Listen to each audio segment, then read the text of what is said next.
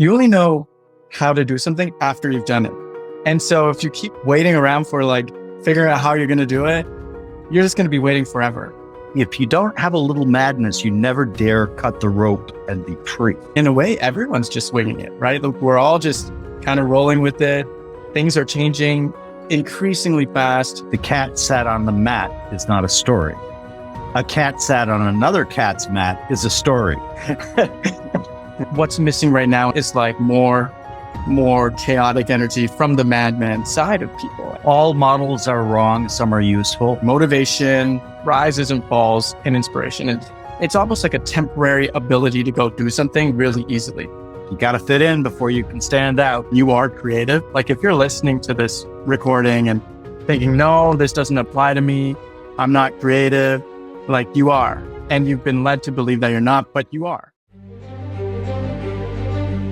Hi, I'm Jim O'Shaughnessy, and welcome to Infinite Loops.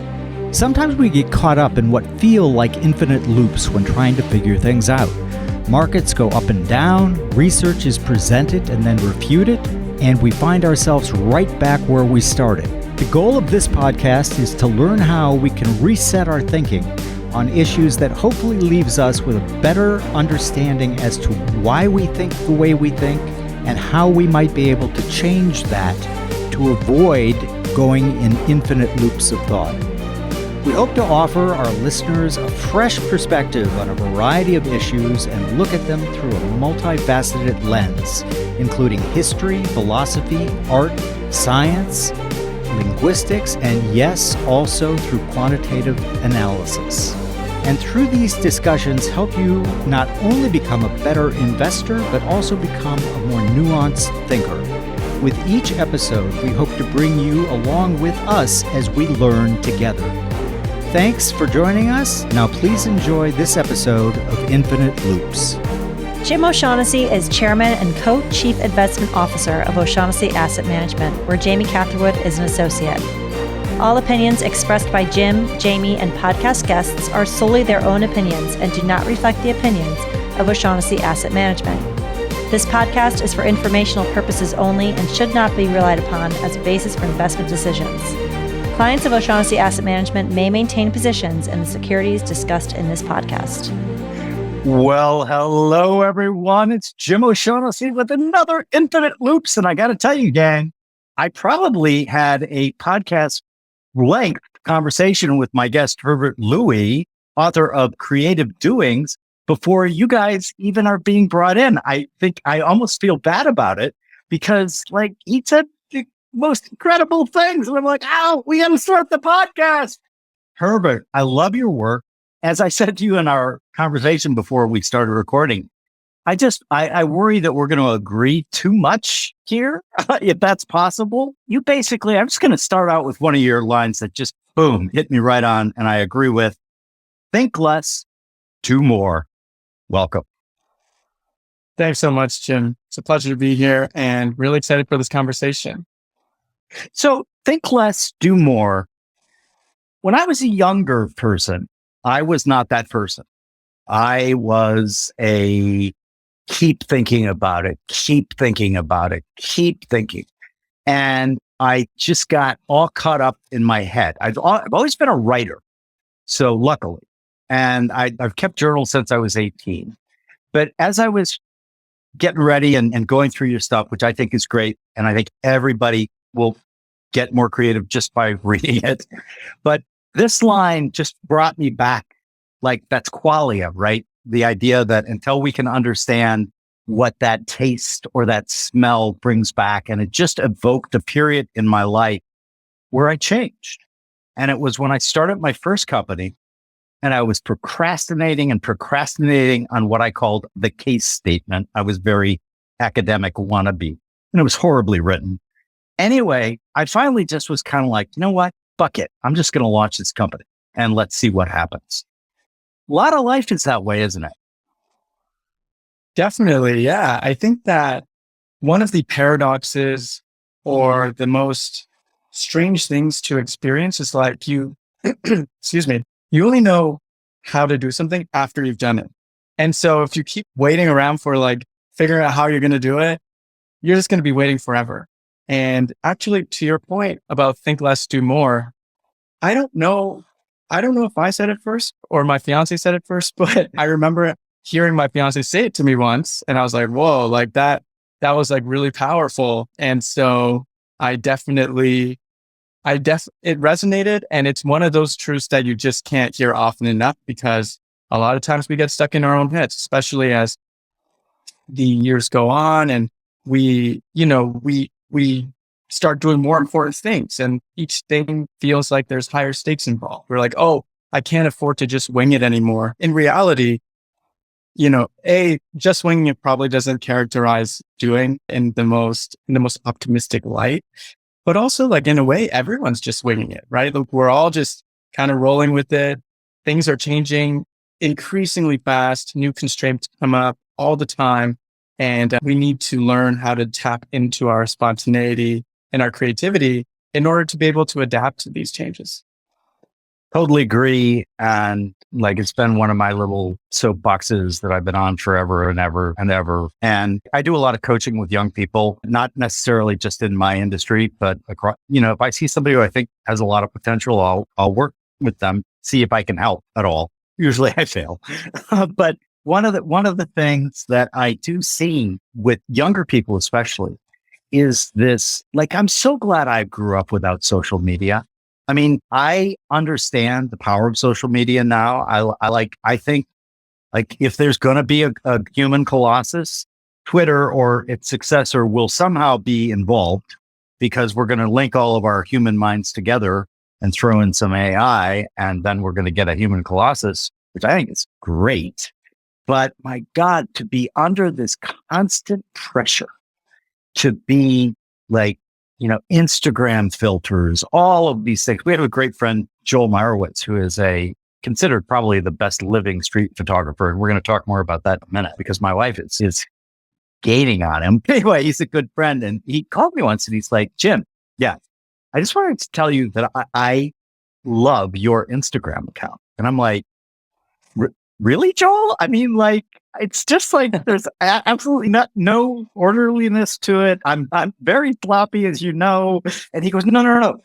He goes, the reason I love it, Jim, you break every single rule of all the books on how to gain your Instagram followers. And that spirit is one that I kind of think, especially reading your stuff, that I know you understand. This idea of you got to be willing, as Zorba said to his boss, the one thing you lack is madness. If you don't have a little madness, you never dare cut the rope and be free. And so I see these kind of kids who are constrained by always being on. And I just kind of want to say, just forget you're always on. Don't play to the crowd. Play to you. How do you deal with that? For sure. So I grew up in a strange time, first, well, maybe half my life there was social media and the other half there wasn't. I remember like a time without it and I remembered a time with it. And I think that the more, so first of all, like social media is an on or off thing for everyone, right? It's like a bit of a decision. And we forget that because it comes on our phones now, it comes on our computers and we get the notifications and, tens of thousands of the world's smartest people are working at these companies to figure out how to get more people on social. Mm-hmm. So it's a tricky thing to kind of tackle as an individual, but there's definitely movements like the digital minimalism movement and things like that, where these manifestos or these guidelines of how to manage social so that it doesn't like seep into your life in a way that you don't want it to. And so in a way, you're taking back control. So for me, even from like maybe age 20 onwards or 19, I had tried these like social media rules for myself. So I won't check Facebook until after 6 p.m. because I was procrastinating like crazy on it. Yep. I would also, nowadays I use a plugin called Leech Block on Firefox to kind of keep that from happening. I don't use Snapchat anymore, even though like some of my really good friends are on it, because I found that I was Like it was very distracting and I would constantly be checking it, even if there weren't any new updates. So I turn off all notifications as well. And so there's like these kinds of grooves that I've gradually gotten myself into, and I pay the cost for it as well, right? Like, my friends and I lose touch with quite a few of them because they upload their milestones on Instagram or on Snapchat or whatever. And it's like very inconvenient for them to like send it out to like everyone rather than just one button. And so I also won't know about certain things. And that's like part of the price to pay. But I think we catch up often enough outside of social that I can keep up. And also I think the updates come in a more organic way, like in an old fashioned way, like, oh, I didn't know that happens. Like we're like talking on the phone or like writing emails or, letters from before social media and really keeping up like that. So it's a little slower and I really enjoy it. Yeah, like you, I don't have any notifications turned on ever. And I found just that alone, like solved, at least for me, but I'm an old, right? So most of my life was the habitual grooves in my neural network were pretty much there. And so even though I have adapted to social media because I do think I love the networking effect that it can do, I'm fully cognizant of all of the harm it can do as well. But that doesn't make me not want to root for the good parts of it that can happen. But I've found like, even within my own family, so all my children are millennials born between 1985 and 1995, but we have a family text and virtually every day it is filled with pictures. I'm doing this. Here's, Pierce, that's my grandson, or my youngest granddaughter, Langdon, who was just here. And so that effect just keeps us always up to speed, more than we were before the family text, right? And my youngest is a stand-up comedian and she's very, very funny. And like, so I have been habituated by my children to always text them before I'm going to call. And my youngest always comes back. I'll text her, can I call you? And then the phone will ring and she'll go, Dad, I really do appreciate you trying to adopt the millennial habits, but you can just call me. I'm your daughter. But, I wonder about that as we're talking about it. Yet also that performance anxiety that people go through. And when I saw the Think Less, Do More, if it's your fiance, say congratulations from Jim O'Shaughnessy. It's like my wife and I were talking the other night about, drama does not exist if there's no conflict, right? And I gave her a John le Carre quote, which is, the cat sat on the mat is not a story. A cat sat on another cat's mat is a story. Right.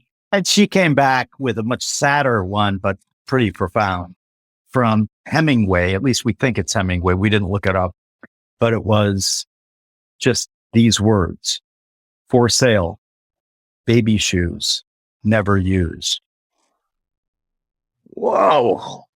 Right. And so like, there are so many ways to be creative. And I want to go now down the back to the Think Less, Do More, because another thing that you advocate, which I agree with, and I wouldn't have as a younger man.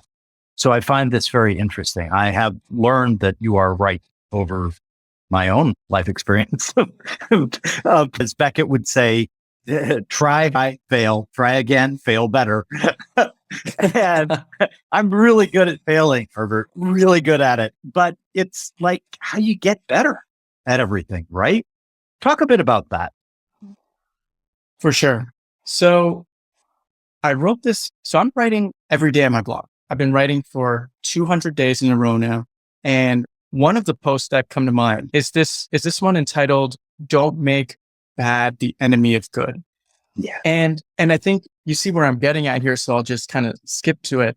I think that like a lot of people, or there's a tendency in all of us to want to just start off really good at stuff. I don't know where it comes from. Like maybe like for me, I'm like, oh, if it's like a Neo from the Matrix kind of like complex, where it's like, oh, like this is my thing. Like I'm going to be the best at this. And it turns out, no, like most of us are pretty average at most things, even below average. And so we're going to start off bad. And eventually with enough, practice and repetition and enough doing and thinking, then we get kind of good at stuff. And so really bad is just, it's the starting point of good, and good is the starting point of perfect.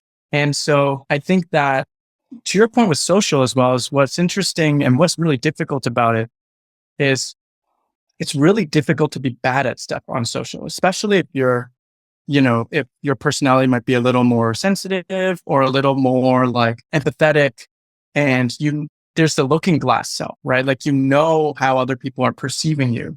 And you're like, well, I don't want them to think of me as this amateur artist or this, hack writer. So I'm not going to show my work. I'm just going to like do it by myself in Google Docs. And unfortunately that often it gets in the way of improvement and of basically like the momentum and excitement of people supporting you on social, a lot of the perks that come with social. And so, I mean, you and I met on Twitter. And so that's, I think, getting used to, everyone has a kind of like the right balance for these things. Like I like writing in my blog because I've been writing, like I started writing a blog when I was 15. I'm so familiar with the interface. I love the long form.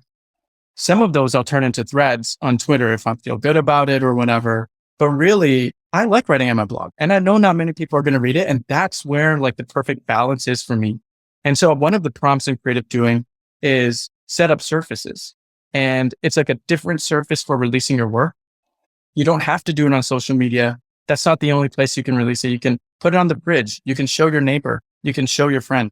And really, that's, if you're more private and would like to put only your best work out, then you can still practice every day, but just show fewer people and show them analog so that it's not so permanent on the internet. That's a really great idea. And I love you're absolutely right about, I do believe that certain personalities, like for example, mine, people will say I say, you want to be good at Twitter, just realize it's performance art. It's not like real. Right. I mean, but I put a lot of real stuff up on Twitter as well. But, like for me, and we're going to get into this and I hope more deeply, but like my life sort of transformed itself when I realized, you know what, let's just play. Let's just play and let's play, as you point out, infinite games. What are infinite games? They're games you play just to keep playing. And then I added to it, I have this series called The Great Reshuffle about all the changes that are happening. I think a lot of them are going to be profoundly good for human creativity, human evolution, etc. But they're going to be some scary stuff too. I like this idea of kind of the smaller steps for people who just need to be able to say, hey, check this out. What do you think? I remember going back to telling you when I had I was paralysis analysis or analysis paralysis. And so I got an opportunity to write an article for Barron's which is a financial publication in the US. And this was back in the 90s when their imperator was like, if Barron's blessed you, go forth, my son, you will do very well. And so I wrote this article, and my wife, who has a summa cum laude degree in journalism, and I were on a train into New York City from Greenwich, Connecticut, and I asked her to read it and give me comments. And I was 33. Yeah. And so I thought that I'd made this big breakthrough, right? Like, oh, fuck it, I'm just going to start the company. Anyway, so I give it to her and she reads it and she just looks at me and she goes, I honestly don't even know where to start. I went, what do you mean? She goes, this is horrible. This is horrible. She goes, you are like, why are you, I've read your normal stuff. You're a really good writer. What is this? This is awful. You're using like words that you don't use and you have a good vocabulary, man, but you seem to be really striving here. And that's not a good look for you. Of course, I got incredibly mad. Like we got to a huge fight. Like we were going for this nice dinner with friends and we had to do detente when we got to the dinner. But when we were on the train back, I was still like furious. Then she did a partial rewrite of it and sent it back to me and I read it. I'm like, God damn it, she is so right. And so that's how I learned. As I was listening to you, I'm just like, well, gosh, that's how I learned. I've written 4 books, and I learned by only showing it to one person, my wife. And thank God she saved me, because Right. I would have sent the horrible version in, right? So I love that idea. And it's also really consistent with the idea of, I don't know whether you follow Kenneth Stanley's work, Greatness Without Goals. I'm kind of weird because, like, you talk about Janus, the Roman god, the two-faced god, quite a bit, and how there are kind of these competing sides of our nature, right? But he has this kind of small steps idea where let's just keep going and see where that leads us. We were talking before we started the podcast about tangents and rabbit holes. Well, I am like a certified rabbit hole diver. And one of my guys at Infinite Loops, we talk every Friday, and he's like, he said, I was just telling my fiance that you are the ultimate tangential reference guy, but you always manage to bring it back into the conversation. And I think that a lot of that is just as you advocate. It's just practice, right? It's like, when I was first on TV, I pretty much sucked, if I recall. Thank God it's not in the way back machine and people can't find it and make fun of me. But like, you start, and I was kind of thinking as I was getting ready for this, yeah, I pretty much sucked at everything I tried that I'm now thought to be good at. And so I just think that is such a really great thing to urge people who are listening to us, who maybe just are like, just lurking, I guess. The tools for being creative, I think they're only exponentially growing, but you don't have to like make an announcement on social or do a video on YouTube. You can get there in a much smaller way. One of the things that you also say, which I really believe, is doing is thinking. I think that specifically about writing. So let's talk a little bit about that and what made you come up with that aha moment. For sure. So to your point about being specific with writing, I think that's really true. Like, one of the posts I recently wrote was entitled, Don't Think to Write, Write to Think. And I took a second there because I keep flipping it accidentally when I say it out loud.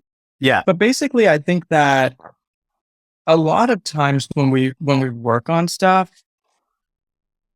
we approach it almost like product development or like design, where it's like, oh, like we can't really, like, we need to do the blueprint and all of this preparation before we actually can start the work.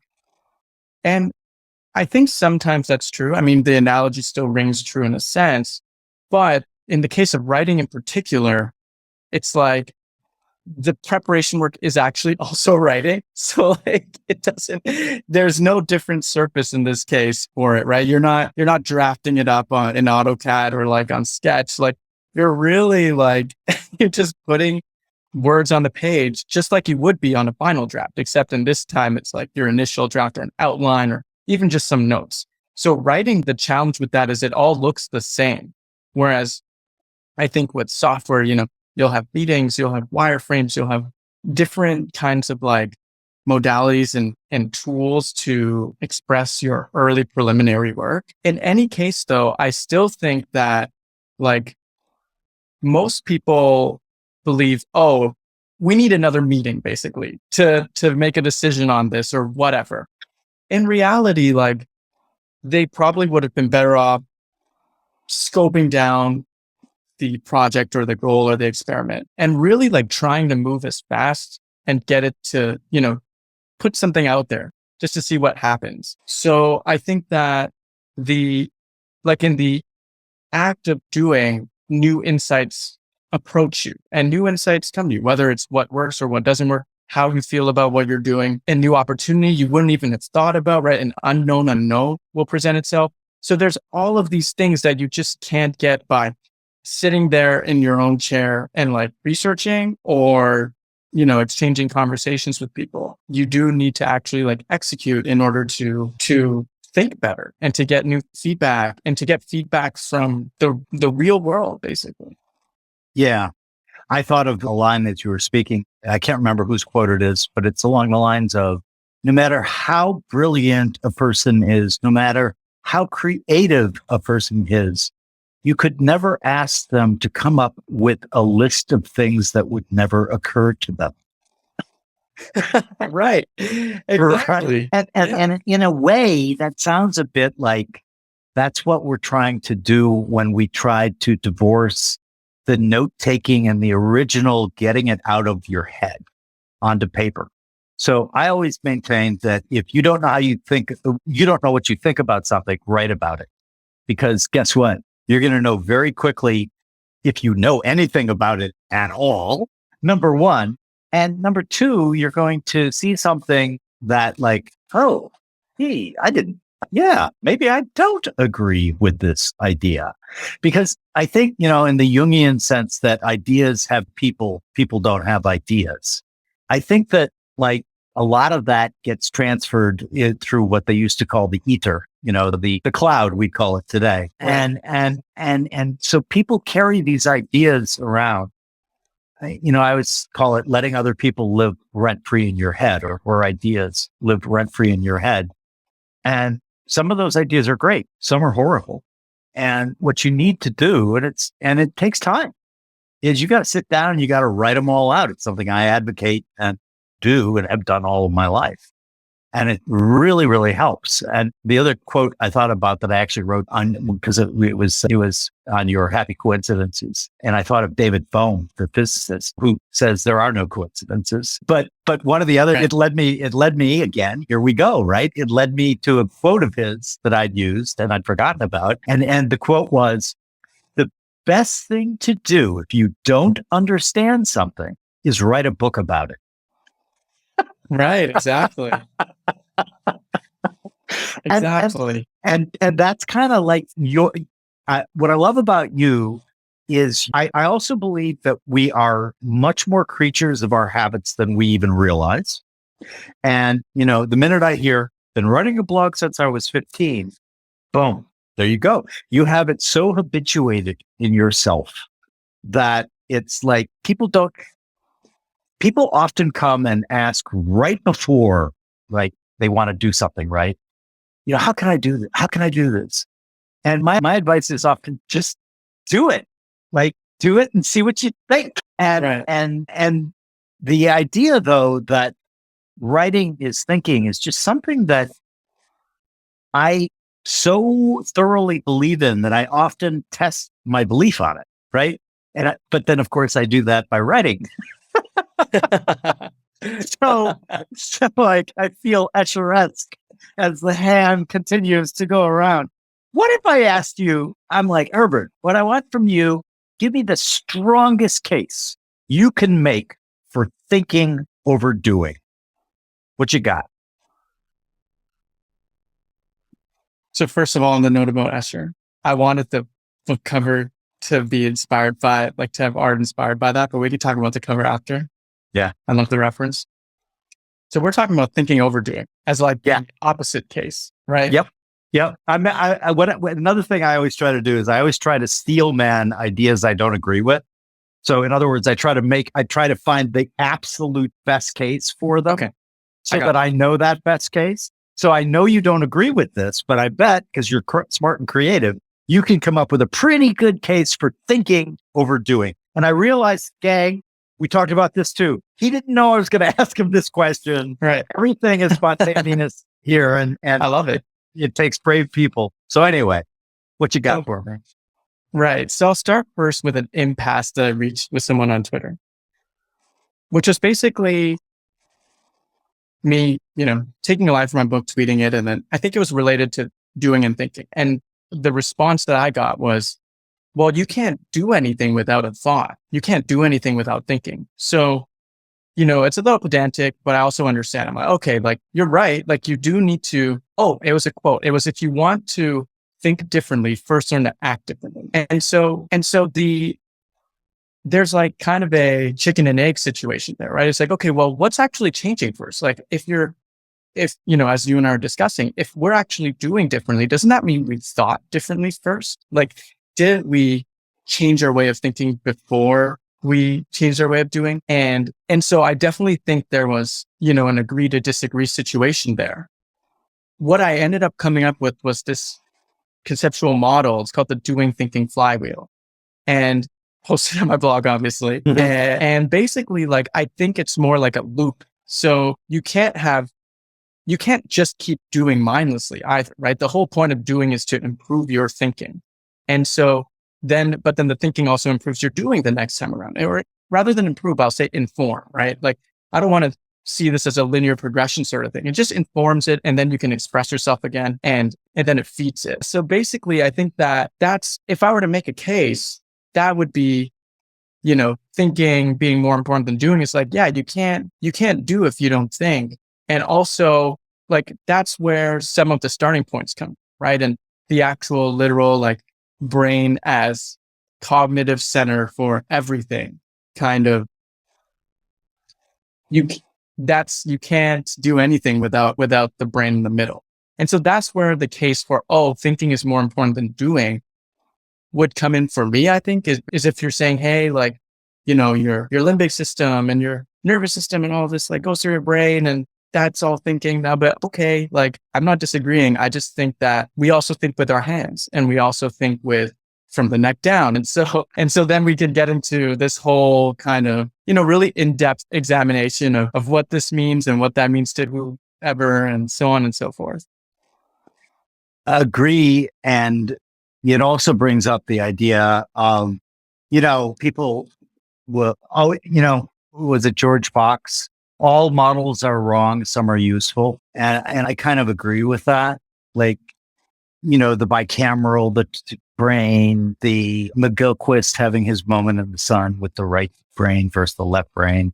I'm a huge fan of Lao Tzu and Taoism, and like, me too. It's, I know. And it's kind of like, you got to have both, guys. I'm a huge fan of poetry, and like, T.S. Eliot is one of my favorite of the modern poets. And he's got this line in the love song of Jailford Prufrock, where he says something along the lines where it is impossible to say just what I mean, but as if a magic lantern through my nerves, it patterns on a screen. And like, that's your idea that brings in, we don't think just with our minds, right? And the other thing that freaks people out, but is very true, is our brains are encased in a black box, right? So everything that we think, in quotes, is coming to us through perception and through filters and through all of these things. And when the filters are working properly, we miss 99% of the data that hits our perception filters, or we'd go crazy, right? In fact, there is a speculative theory in psychiatry rather, that things like schizophrenia are filter failure. In other words, they're simply getting way too many of the data that hit their screens. Thus the voices, thus all of that, like, there, but for the grace of God go we, because our brains don't have that filter failure. But the other thing that I want you to talk about, because I believe in it very much as well, is you made the comment, well, wait a minute. If you did it, you kind of had to think about it before you did it. And I love that, because it brings the unconscious or the subconscious into the conversation. I am a huge believer in the power of the subconscious mind. I think, the old, if I was going to make a meme about it, not a Dawkins meme, but a picturesque meme, I would do the iceberg, right? And so this up here would be the conscious mind.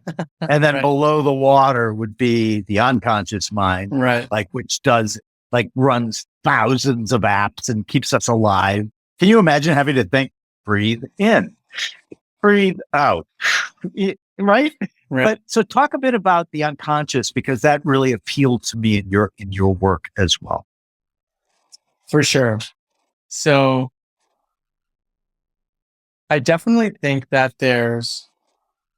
we touched on a lot of really interesting points in this conversation. I want to try to tie it back together. So we talked about, you mentioned left brain, right brain, and we've talked about like creative tensions almost, right? I think Austin Kleon recently called them that. I call them more like oscillations, like moving back and forth between things. And the conscious and unconscious mind is like very much one of those extremes here. I think when we talk about thinking, we're only talking about thinking consciously, because naturally you can't, unconscious thinking is also a black box. It's like, you can't really force yourself. You can't make yourself go to sleep. First, that's like the best example. It's like the fastest way to not do that is to try to make yourself go to sleep. And the fastest way to fall asleep is to try to stay awake, actually. Funny enough. Exactly. So there are so many things that you can only allow yourself to do. And usually those are very unconscious. They're like, I had no idea how I did that, or even subconscious maybe, right? So to your point about, ideas having people, like I have a quote from Pharrell in the book, which was just basically kind of like saying the same thing. Like humans are just radios and transistors, and we're just receiving signals, and we're the ones that kind of like speak it out, right? And that's also really unconscious too. I think that the doing part of creative doing is very much trying to tap into these unconscious feelings or inclinations or intuitions we have, and to express them, just to get them out there. Because we're sitting all day and we're stuck in our own head.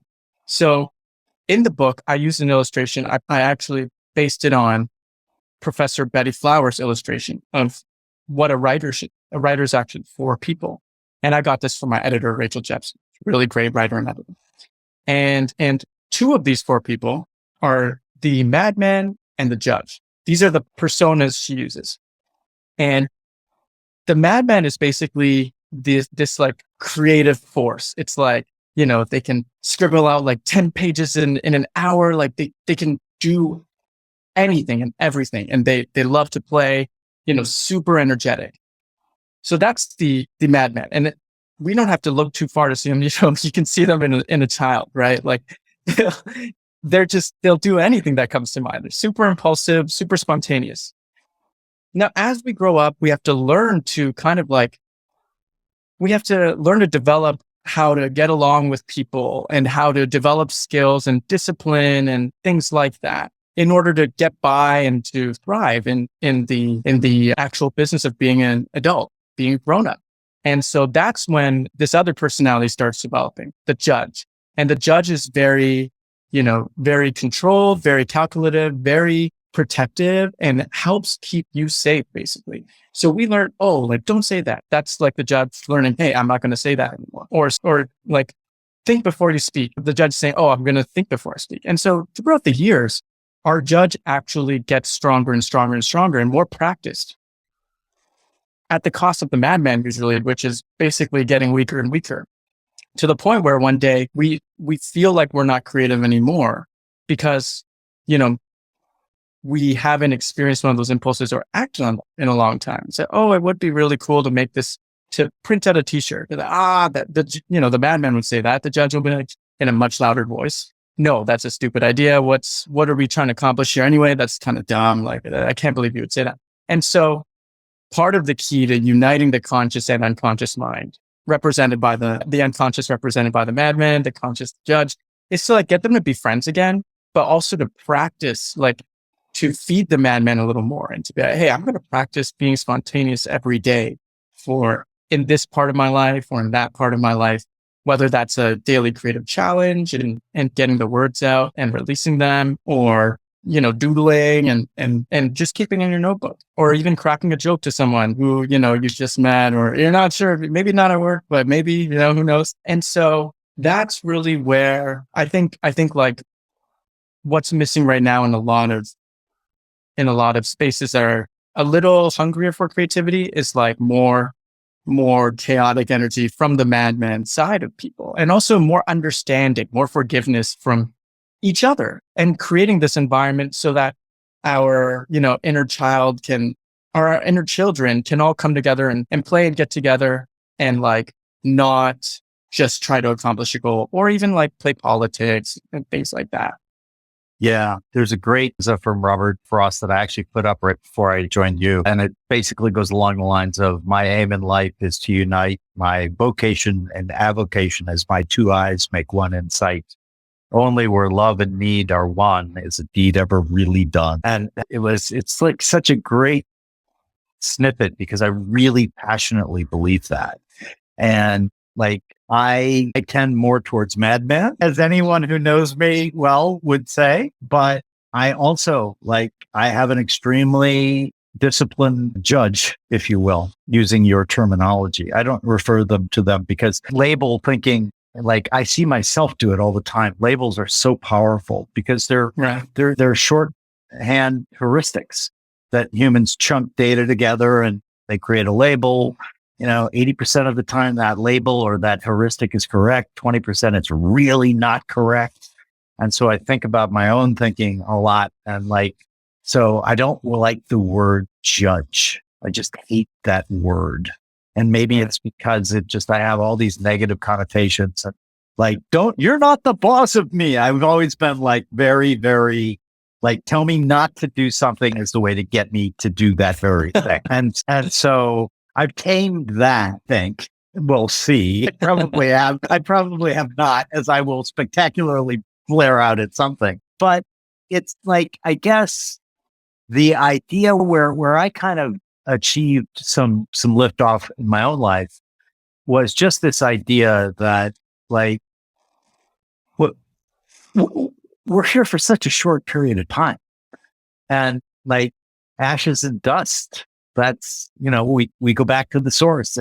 You can use whatever more metaphor you want. They all kind of go back to Plato and the cave. And then if you read Jed McKenna and that gang, it's just whoa, this is and so what's his name? Alan Watts had a great quote that was something along the lines. It was talking about worry.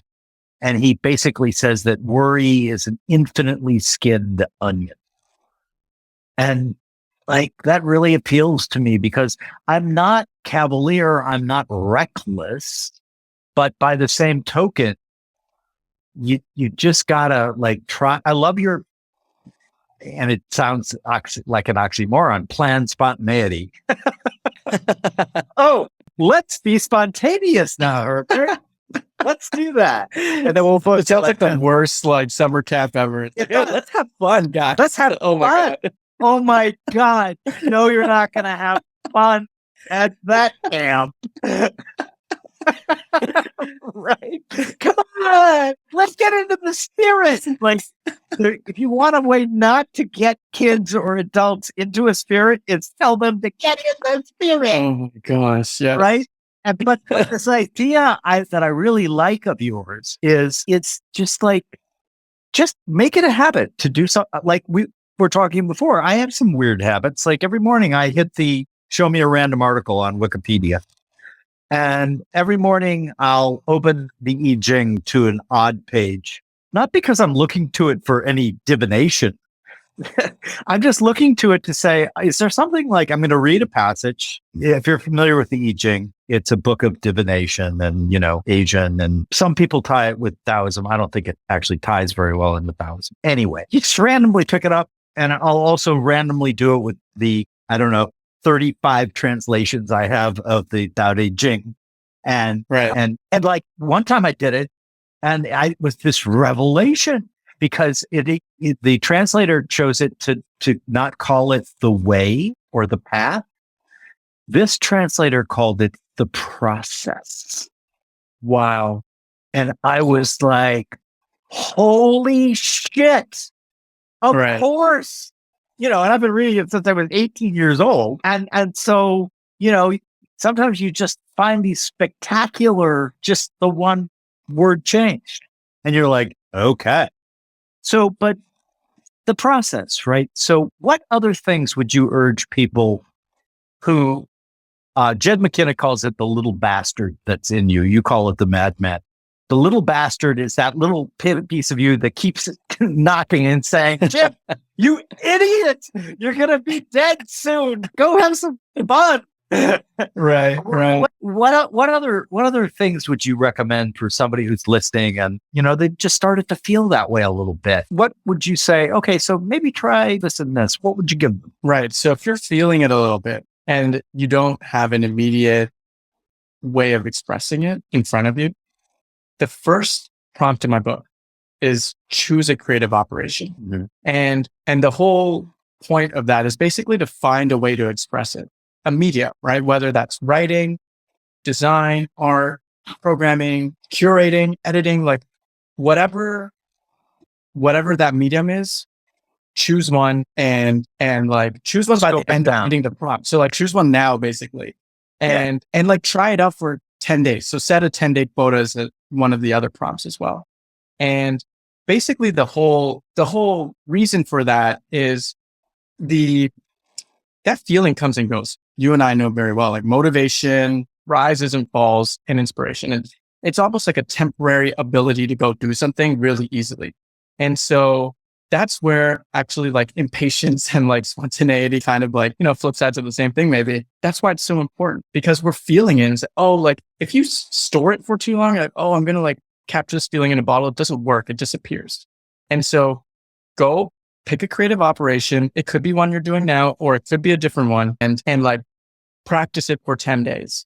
And so that might mean just taking a few seconds to do it. That's one of the prompts. It's like trying to find a version of that operation you can do in like 20 seconds, 30 seconds, 60 seconds. So in writing, it's like writing one 5-word sentence or 10-word sentence or whatever. You can do that right before bed and that'll be no problem. So time can't be an excuse basically for you not to do it. And so one example would basically be like a constrained cartoon, right? Same panels every time, just like change the text for 4 panels, boom, there's a new one. So I think those 3 prompts are pretty good places to start. I would add one to that, which is basically say yes. And say yes is just it's all about surrendering. It's like letting go of the no and letting go even of what your own preferences are and instead just like going with it, right? There's that Jim Carrey movie, I think is Yes Man. And I really liked it. I was like, wow, there's something really like philosophically interesting about this movie, even though, yes and no, right? It was a comedy and they didn't really dive in, but I thought the theme was really interesting. You say yes and interesting things start to happen, things that you will never have planned and couldn't have planned. And that's the whole point. That's what people call getting lucky, right? You're exploring things. You're coming across things you never would have thought of, new opportunities, new challenges too. And you're expanding your attitude to be more open and more positive. And you're really starting to take in new things that you never would have thought of. So I think those would probably be the 3 or 4 places I would start, or I would recommend someone to start in if they're just starting to feel, like I'm ready to make a change in my life and I don't want to quit my job yet, or I don't want to do anything drastic. It doesn't have to be extreme. Start small and the motivation and the muscle for it will grow as well. Yeah, I think that's good advice. Grandkids, there's a movie, I can't remember the title of it. It's a newer movie. It's not the Carrie movie, but it's the same theme. The parents agree with the children that they will say yes to everything one day. There are, they put the limits in place ahead of time. And so I often will watch the movies with my grandkids just to be part of I love watching their faces when they watch movies, which tangentially, when my oldest grandson, Pierce, was quite a bit younger, he liked the Marvel Universe movies. And so he asked me whether I would watch, I can't even remember, Black Widow, Scarlett Johansson. Okay. Yeah. So she's a Russian agent or something. And so I was watching it with him, and the scene was a Russian general interrogating her in Russian. And of course, at the bottom are the subtitles in English. Right. And Pierce goes to me, Papa, and I went, yeah. And he goes, what are they saying? And I said, he's interrogating her. But Papa, what language are they speaking? And I said, well, they're speaking Russian. Oh, well, but what is he saying to her? And I'm reading the subtitle to him. And the look on his face he looks at me with his eyes get wide and he goes, "Papa, you speak Russian?"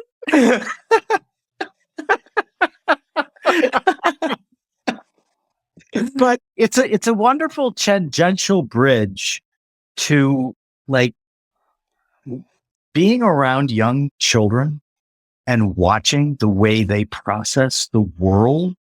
I mean, if you get the opportunity, to your idea, say yes, because I think that we are born as natural. We learn by play.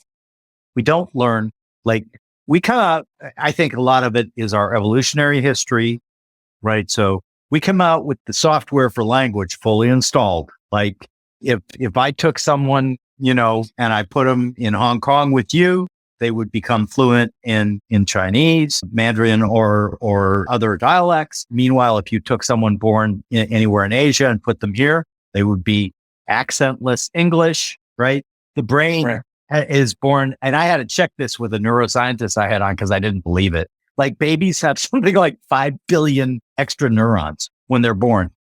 And it essentially, I didn't believe it. I read it in a book and he even footnoted it. And then I had Eric Howell, who was a neuroscientist, on for a novel that he wrote. And I asked him and he's like, "Yeah, dude." And I'm like, "So explain this to me." And he goes, "It's evolution. Evolution wants you to be redundant.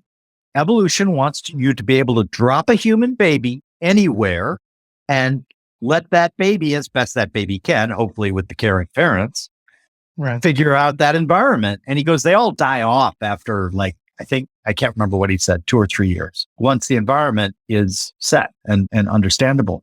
But guess what? It takes us like years and years and years and years to do to learn how to read. And that's because in our evolutionary history, the story was always, everything was verbal, right? Once we learned how to talk. And then I read behavior or a evolutionary psychologist who essentially said that speech was basically invented so people could gossip. And when I first read it, I'm like, this is bullshit, man. I mean, these people, she's got a PhD. But then when you read her thesis, it makes a ton of sense. Like if the 24-hour clock that we Homo sapiens have been here on this rock, right? So everything but the last 5 minutes, maybe, we were in hunter-gatherer tribes. And so when you think about it that way, well, of course, if you notice that Grog isn't carrying his weight and maybe taking extra rations, you don't want to be alone and say, calling Grog out.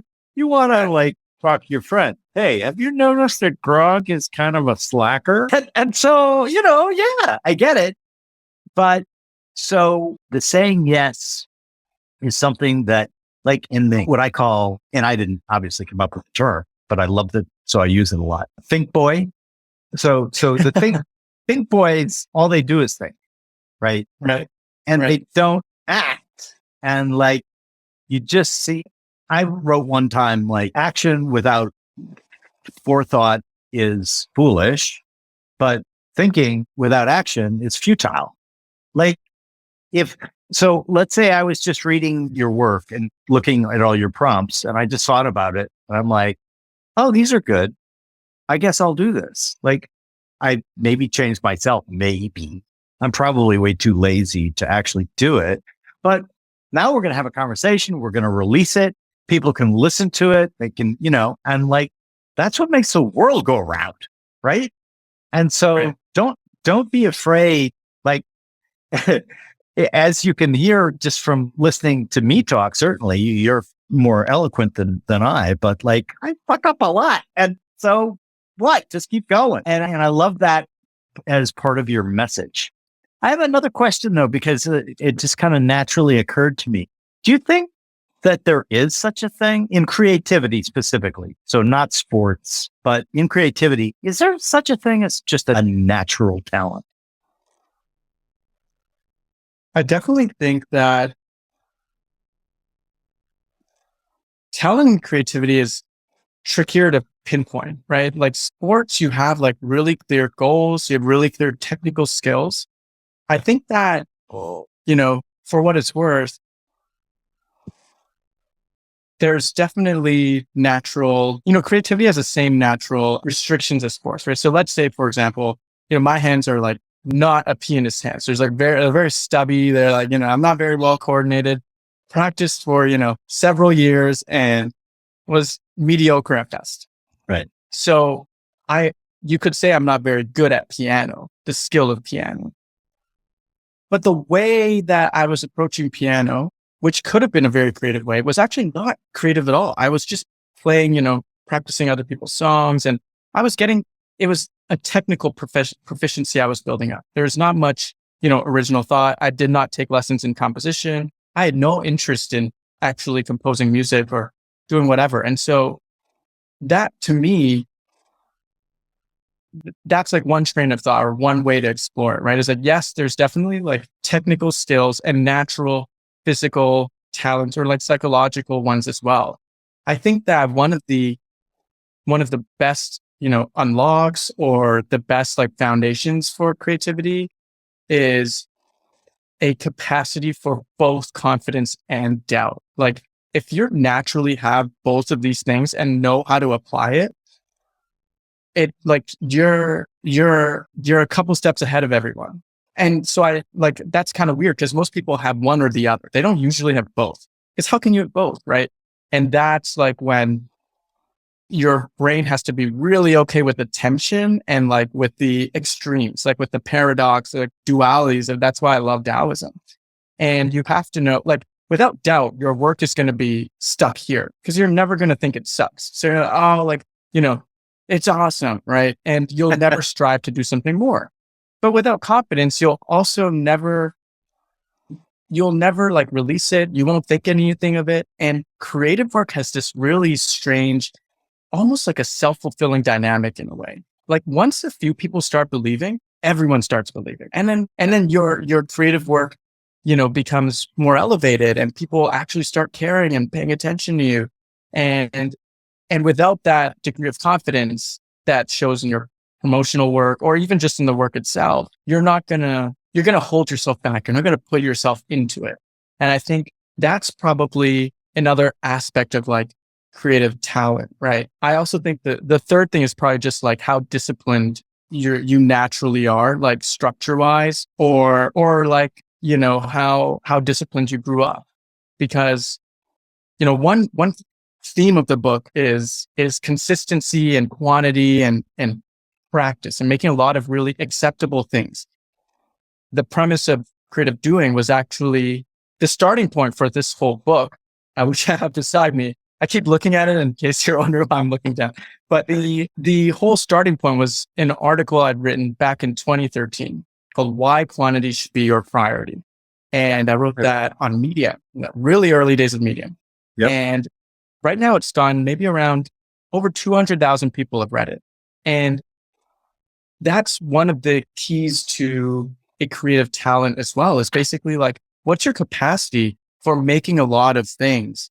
And not just the productive side of like actually making it, but also showing it to people. So your capacity for rejection, your capacity for fear, your capacity for, like creating new versions of things and remixing your own work and new combinations of things, finding new places and applications for it so it can be useful, more surprising, more useful, or more original, right? So I think those are some of the key aspects where different people might have different starting points for it, but you can definitely develop it and practice it as well. Yeah, I think that's right. I think that's and I like the multi-part answer because it's not, I don't think it's any one thing. I do think that we are born with certain dispositions, either genetic or environmental. You mentioned, did you grow up in an environment that was supportive or, disciplined or, et cetera. And I think that all play into, what we become. And I like the idea of the creative tension. What was it, Fitzgerald? A mark of a truly great mind is they can hold two diametrically opposed ideas in their mind without losing their mind. Something along that line. I get quote anxiety. I can't attribute it very well, but that's exactly the one I was thinking of.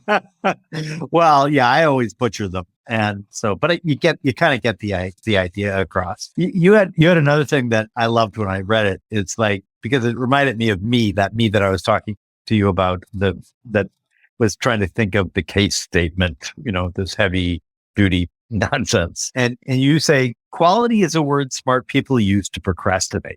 Yes. 1,000%. You got me back then. It's like, me too, though. Everybody. It's not. Did we just call ourselves smart? I don't know if we just called ourselves. No. We'll call each other smart.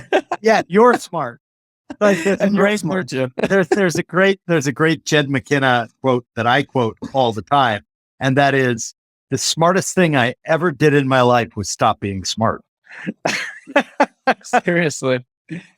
Because, Persig, who wrote Zen and the Art of Motorcycle Maintenance, he had a great quote in there, which is, ego isolates you from quality. Because I was thinking about the idea of quality as I was getting ready for this, and I love Persig. I've read that book many times. And I remember thinking, yeah, he had a really good one-liner about that. And I mean, really, what is ego but your judge that we were talking about earlier? Right. Freud, ego is super ego. It's been like, this has been around for a long time, right? But we're back to George Box. All models are wrong. Some are useful. I think this idea that Persig is using the term ego about this, sort of the idea we have of ourself. And we often, I think it's a mistake to create the idea that we have of ourself through the eyes of others. I think, like, for the most part, honestly, I don't really care what other people think about me. And like, maybe it's just I've aged out, maybe. But like, I think that allows for quite a bit more playful exchanges and everything else. But this ego isolates you from what he calls the quality reality. What do you think about that? Do you think that there's a way, and you do a lot of prompts around this, but what has worked for you to say, ego, shut up, or judge, shut up? What has been the most helpful for you in your own creativity? So sometimes I do have inner dialogue like that, right? Where it's like almost very adversarial. It's like, oh, like I'm so upset with myself. I think one of the most important things though is to like, I think I said this before, like kind of like mend the relationship between the two sides, right? I mean, we can call it the madman judge. We can also just call it chaos and structure, or Apollonian, Debussy. Like there's like, you're trying to unify everything together, and everyone's trying to accomplish the same goal when you think about it. And so that's one of the keys, I think, is to not be so hard on myself, and also to be less precious about things, to like not take it so seriously. I remember for so many years I wanted to write a book, and it was going to, the expectations were just getting so high.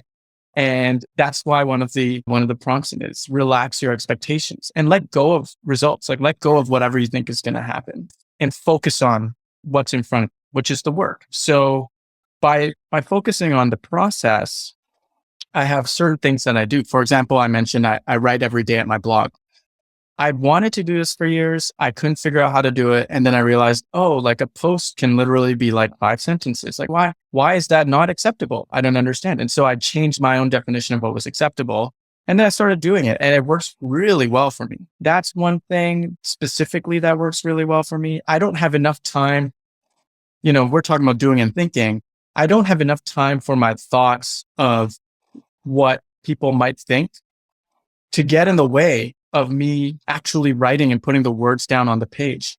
In other words, I can't omit too much. I can't, like, if I have to take a snapshot every day of what's going on in here, like there's only so much omitting I can do until like something comes out, right? So naturally, I'm kind of forced to be honest. It's kind of, we were talking earlier about I think messing up the handwriting in a letter, right? Like it's like, the handwriting's messed up. This was the pure, real, authentic snapshot of what happened in that moment. And so that really works for me as well. Yeah. And we were talking about that in relation to the letters that I started writing to my kids. And I realized I still have the book. I hand wrote them all. And I started when my son was 4 days old. And I read the first one and I thought, oh, this is pretty good. And then I was kind of like, but I probably should take that out. And that just spurred the second entry, which is, I wrote original on the cover of this book because I did like one of the things that I'd said in the original letter. But then the thought struck me, I mean, maybe that's where all the good stuff is. Maybe like it's in all of the, I meant to say, or, you actually see, you said snapshot, right? You see a movie of the person who's communicating with you, right? And this idea of the thing that helped me a lot was this idea you mentioned earlier, the idea of ideas getting us, right? And Tesla, the man, was very famous for saying that's it.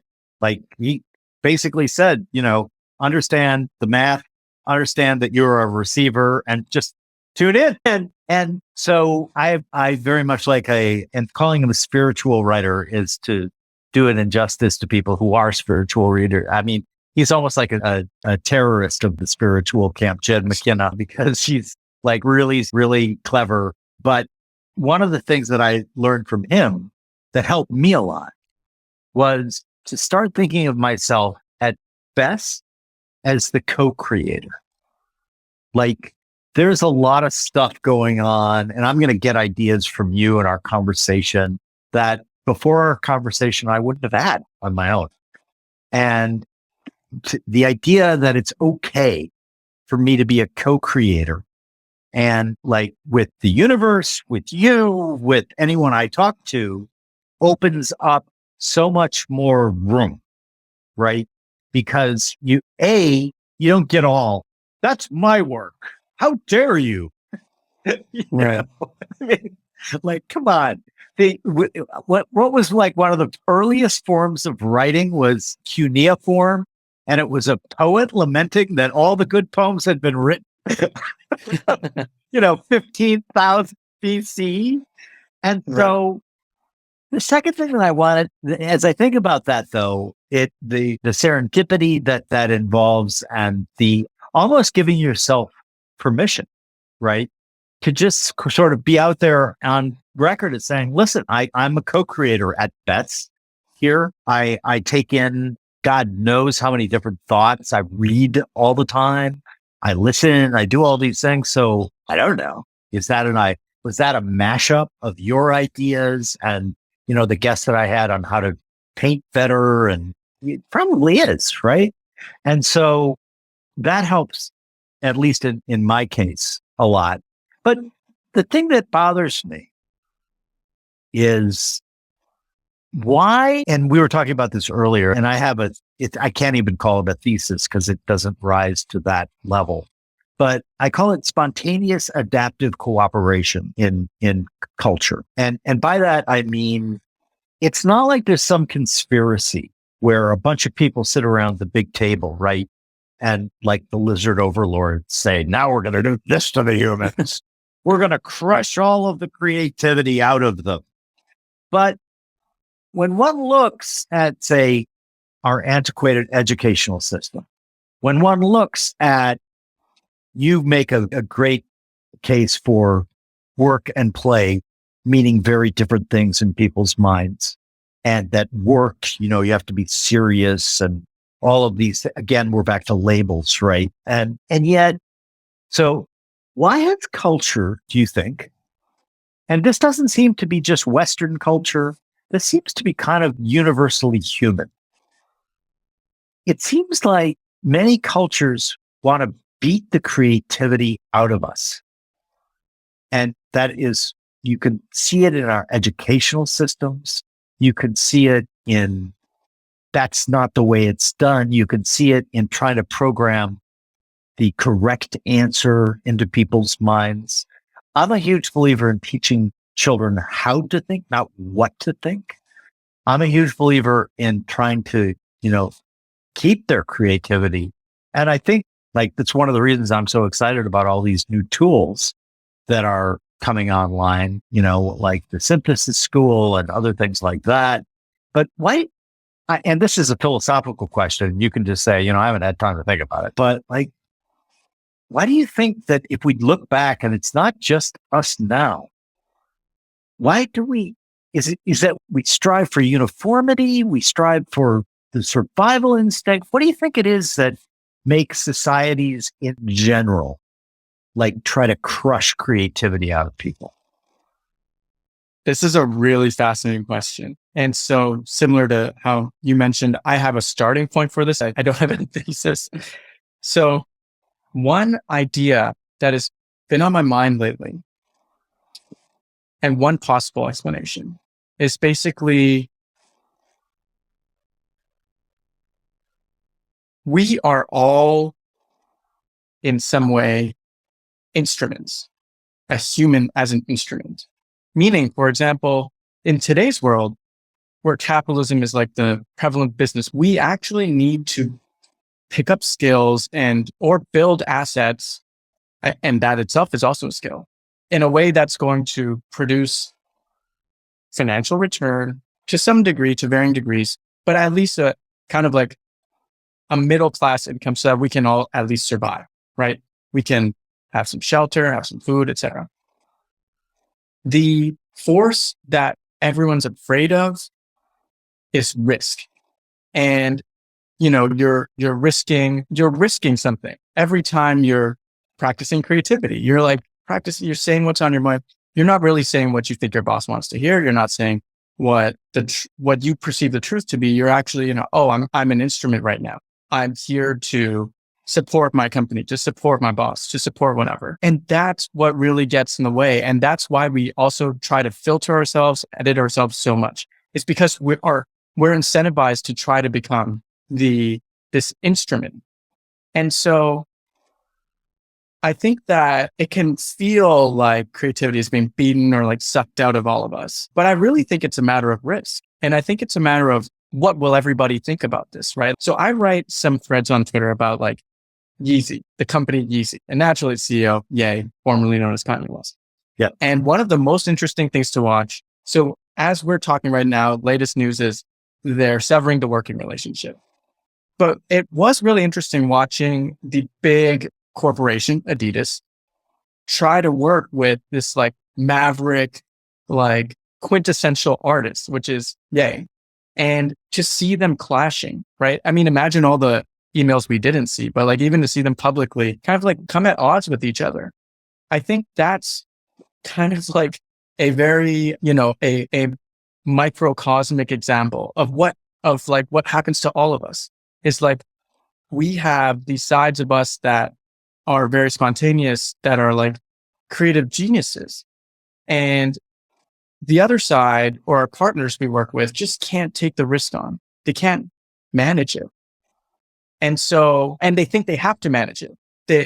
Public perception, there's too much at stake. Why should we trust you? We don't believe in you. And so can you prove that you can make us a ton of money? Even if you can, we still won't give you a seat because it's not predictable. All of these things I think they're all themed towards risk and themed towards, is this going to help us survive or not as a company and as an organization and as a country and as a person? And so it happens at all scales. And that's why we also, kind of beat ourselves a little bit, right? We like kind of cage up the chaotic energy inside ourselves. And so I think that's what tends to happen. There's a lot to actually learn in order to survive. And so that comes at the cost of what we've unfortunately deemed creativity and expressiveness in art an essential skill in our schools. Like we might teach art classes, but we don't really teach creative thinking. We don't teach like how to express and like we grade them. Like that's also that in itself is also a strange thing. I mean, we do that at the grandest scale too. We have award shows, which is also strange to grade creativity. So I think all of that we treat creativity as this like fungible thing that each person kind of is, or each let's treat it exactly like everything else, right? Let's treat this topic like everything else. When in reality, it's kind of different, and it's almost like a complete, it's like a layer that you can put on top of every single class and like really enhance each experience. So that's my long-winded like stream of consciousness. That's my starting point for why I think creativity fights the battle and is often like on the losing side sometimes.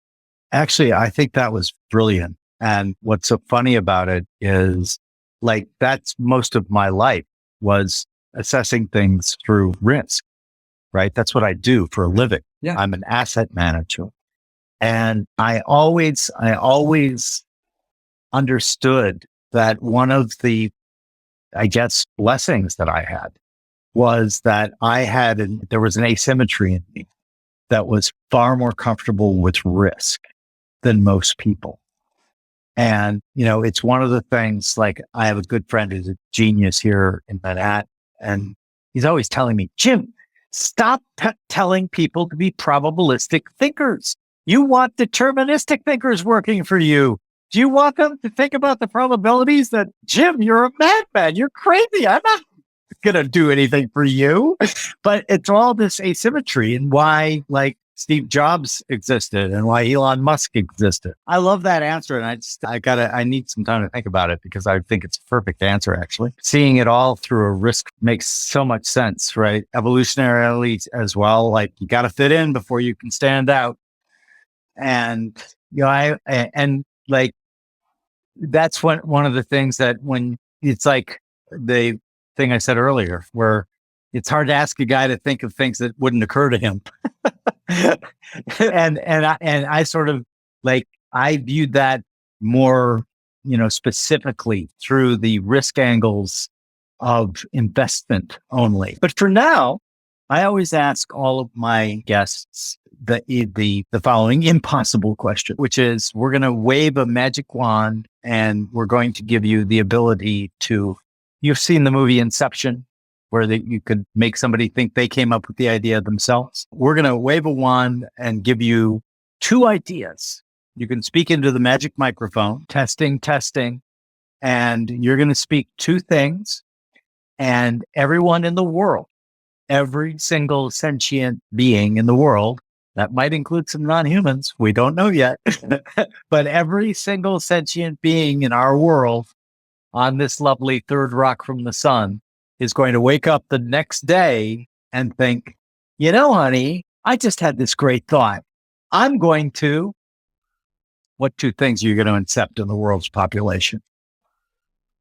Well, the first thing is actually a truth that we've been led not to believe, which is that you are creative. Like if you're listening to this recording and thinking, no, this doesn't apply to me, I'm not creative, like you are. And you've been led to believe that you're not, but you are. And just think back to when you were a kid, you're bored, you're sitting at a desk, the teacher is talking, you have a pen and paper in front of you, you doodle. Like there's no question about it. And we all know how to do this. So you think back to that, that's enough proof. You are creative. It might be sleeping inside you or you haven't practiced in a while. So there's that component. So I would love for you to believe that you are creative. The second thing is to believe that whatever you want to do, you can do it to some degree. Now, to some degree being a key aspect of that. I think that what's really fascinating to me, and one of the things I want to explore in the future in my writing, is the self-fulfilling dynamic. And a lot of times it's really applicable to creativity. It's like creative self-efficacy, I think is the psychological term for it, where if you believe you can do it, then you can do it. And if you can't, then you can't. That's not to say that you don't need a supportive environment or resources and things like that. All of those are really important too. However, even if a lot of us, we have a lot of those things already and we still don't think we can do it. We still keep coming up with these reasons we can't do something. So the solution there is actually to think big, but also to start really small. So if you're like, hey, I want to spend $700 to 3D print this sculpture that I think is really beautiful, then like maybe start with like a smaller, like, a 30, what would the $30 version of that look like? What would it look like if you printed it on a t-shirt instead, or just made it a poster instead, right?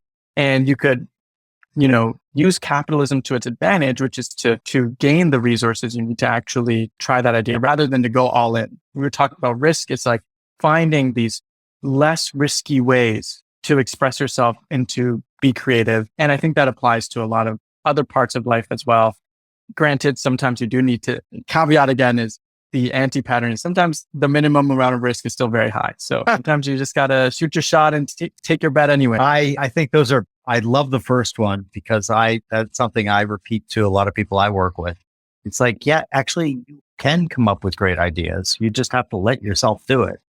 And like, your last point there, I think, that might occupy the first 45 minutes for our next chat, because I am a huge believer in whether you believe you can or not, you're right. And, that's kind of the power of belief. And, Eleanor Roosevelt, that's her quote, I think. I'm botching it, I'm sure. But, Shakespeare, there's nothing either good nor bad, but thinking makes it so. Right. And so, that also reaches down to like, I'm kind of like a blend of Taoism and Stoicism. And if you read the Stoics, basically that's what they say too. They're like, listen, if you are in pain or you are suffering or all of those things, realize that it is because of the way you are reacting to some external thing. Ask yourself instead, can I take an action? And it fits really well with what we've been talking about. Can I take an action or have a thought that will change that thing? And if the answer is yes, then take that action or have that thought. If the answer is much more likely no, then don't let it disturb you at all. And, it's like we were talking about social media. We've had such a great wide ranging conversation here, but like they're poking you. They're poking you because they want your outrage, right? And he who outrages you or he or she who angers you controls you. And if you want to get controlled by something you can't change, even if you did everything in your power to do it, well, I mean, then you're gonna be very unfulfilled. So I love both of them. I think you're absolutely right. I am kind of a all in, burn the ships kind of guy. So it's knock on wood. There's a lot of charities who are like, oh, Jim, don't blow it. But it works. I think it works. Like, that's the thing, right? I think every person has, you mentioned like a capacity for risk. Like we all kind of have that built into us. And that's the original title. The first version of this book, the original title was also something my fiance had said. She's actually, there's something to be said about should she have been the author of this book, but really it's like, it was entitled, There's No Right Way to Do This. And if I could have the third thing, that would be it. It's like, there's no right way to do what you want to do. And there's no right way to approach things. So what works for you, Jim, might not work for me and vice versa. And you really need to do with what works for you. And it's like maybe slightly outside of your comfort zone, but not in this, like I mean, that's me talking, right? That's what I'm comfortable with. But some other people are more comfortable with like, let's go all in. And it works really well for them. And you need, like, every one of us needs to do what works well for us and fits in with our own like personalities and inclinations. And all of that resonates. And it does. And we can weave it together with the idea that you said your fiance came up with that too. Well, she was your co-creator, like my idea, right? So immediately it's just like, oh no, she's just my co-creator here. And you just feel good about that. And you don't feel like you're taking anything, even though you're giving her credit, which is great. Like, if you think co-creatives, that just opens you to allow to weave all this stuff in. And you're right. Back to me finding that one translation that called it the process as opposed to the path of the way. Like, everybody's process is different. And when people will like ask me for investment advice, I say like, okay, so first thing I would tell you is like index your money, because unless you're like a lunatic like me and you want to like figure the market out, okay, that's great. Then that's going to be part of your process. Then you got to read a lot of stuff, but then you've got to create your process. And your process is going to be different than mine. And don't try to like copy me or copy Warren Buffett or, I hate the 10 things great investors always do. No, no, no. And it's like read, come up with your own kind of outline and process that's right for you. And guess what? That one is going to work great for you. So it sounds like it's good investment advice and it's good creativity advice as well. Well, listen, this has been so much fun. I love conversations like this. I am a sucker for anything that, we can just talk about a bunch of stuff and like converse, like, oh yeah, no, this is the way you do that. And you have fulfilled that. Awesome. This was my pleasure. I'm looking forward to the next one. And thanks so much, Jim.